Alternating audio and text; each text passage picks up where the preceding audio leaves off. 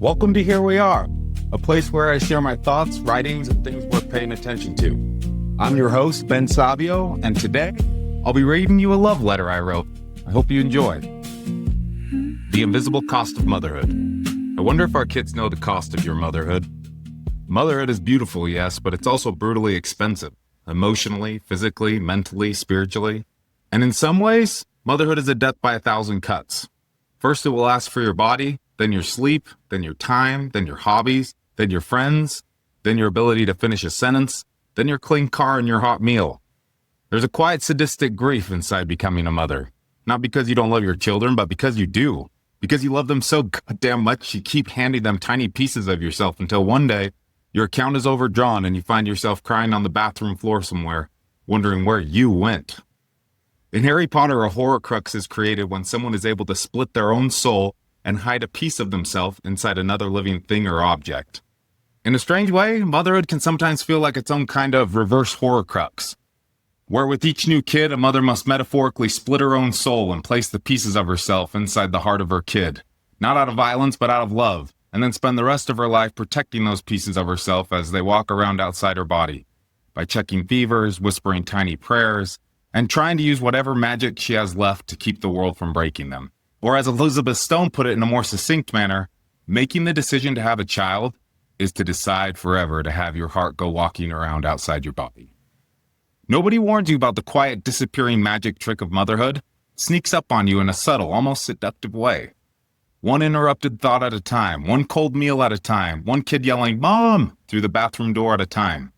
1,000 micro decisions you made to give yourself away again and again and again.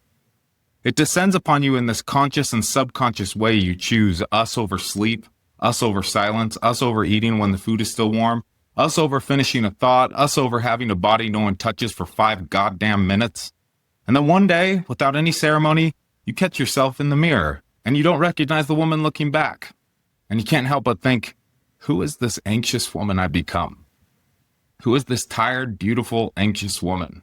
This woman who can imagine 1,000 ways her husband and children may die before breakfast? This woman living inside a body that has been stretched, emptied, touched, needed, and still asked to keep going? This woman who loves more deeply than she ever thought possible, but also misses herself in ways she can't admit out loud. I miss her too sometimes. Not because she disappeared, but because she gave away so much of herself. I miss all the unclaimed parts of you. The parts that belong only to you before everyone else needed you. I miss the way you used to look forward to getting dressed every day. How you'd plan out your outfits like it was your own small form of art. Like getting dressed wasn't just to get dressed, it was saying something.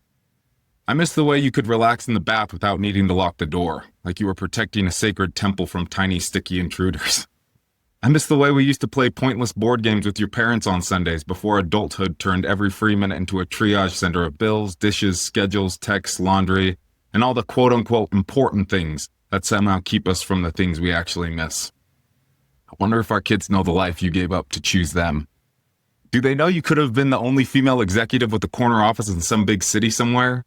Do they know you could have been a female meteorologist this sad world needs, standing in front of a green screen making even the weather feel more human?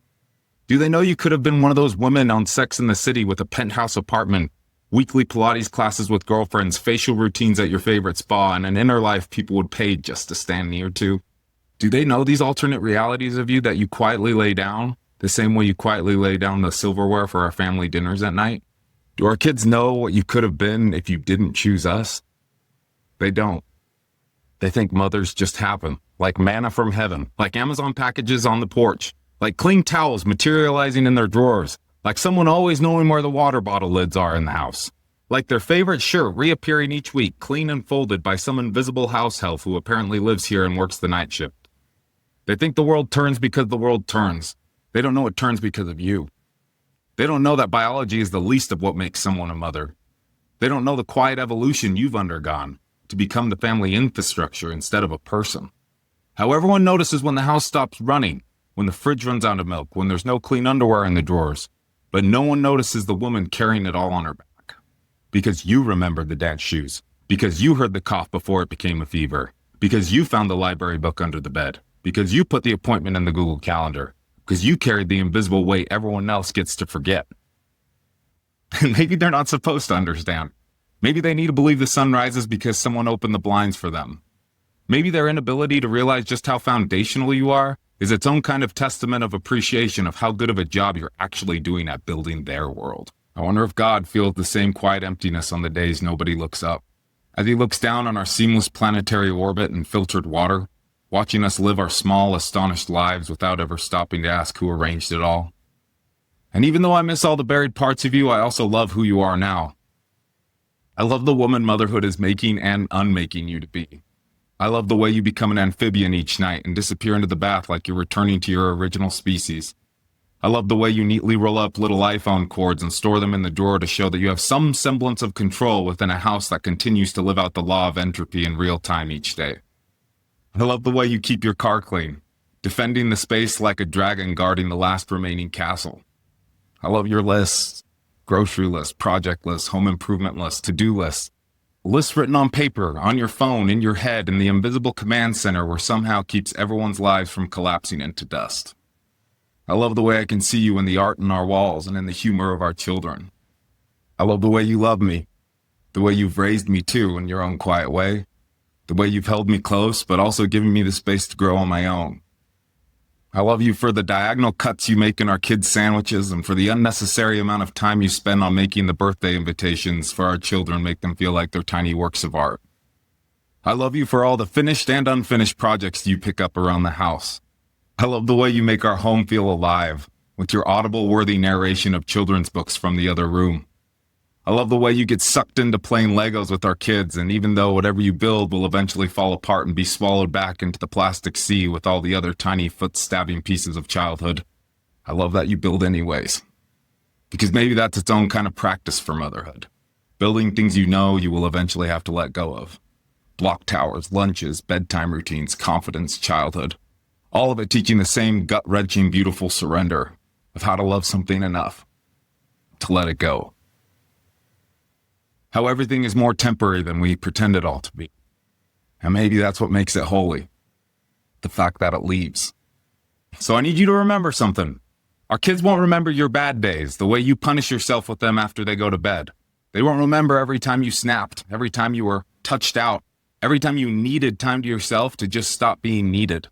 Every time you felt like you were failing because you were not doing the motherhood like the imaginary woman in your head who has unlimited patience, clean baseboards, and children who eat vegetables without acting like they were served a bowl of wet cigarettes. They won't remember that. Instead, they'll remember the feeling of being truly seen by you. They'll remember the way you made ordinary days feel held. They'll remember your hand on their hair before school. They'll remember the smell of your bath, the way you could make books come alive. They'll remember the way your body felt like safety when the world was too much. Most of all, they'll remember you as home. And whether you know it or not, our home has always been you. After all, this is how a home is made. Not with walls, not with a mortgage, not with furniture. A home is made by someone noticing, someone remembering, someone choosing over and over again to love people who are still too young to understand what it costs to be loved like that. And me? I'm the lucky one. Stupid lucky. The kind of lucky that makes you feel ashamed for ever complaining about being tired because I get front row seats to your becoming. All of it. The awkward hair grow out stages, the identity shifts, the late night spirals, the waves of passion from your big ideas, the little obsessions, the way you learn everything about something when it catches your attention, the way you keep trying to find yourself again and again in this strange season of raising children who are also feeling around in the dark trying to find themselves. There's something sacred about being trusted to witness someone's becoming. So let me love you when you don't recognize yourself. Let me love you when you don't like what motherhood has made you to be that day. Let me love the parts of you think are too tired, too anxious, too sharp, too changed to be loved. And I will love you until you learn to love yourself. Because I see you. Not perfectly and not enough. Never enough. But I see more than you think. I see the weight and I see how you carry it. I see the cost and how you pay for it. I see the beauty and the 5-step face wash routine behind it. I see you choosing us when nobody claps. So this Mother's Day, I don't want to give you some soft little thank you that'll disappear when the bouquet dies. I want to give you something more specific than that. I want to give you partnership and noticing. Partnership and noticing just how fucking hard the whole thing actually is to be a mom today. Noticing how heavy it is, noticing how well you carry it, noticing what it costs you to choose us over and over again every single day, without anyone asking, without anyone watching, without a performance review or a LinkedIn post or a standing ovation. I need you to know that I know, because I've had front row seats to your becoming and I've seen you in all your forms.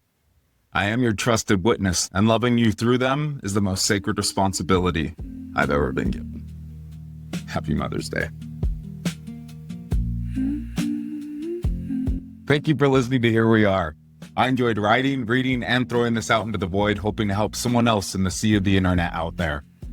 If this program resonated with you, this is a free program. It's something I do because I enjoy it and because it helps relieve my brain space. But you can show your support for me and my work by passing this along to another person who you think it might resonate with. And if you want more of this, don't forget to click subscribe, and I'll keep saying the quiet parts of ourselves that no one else is saying out loud. Thanks for being here.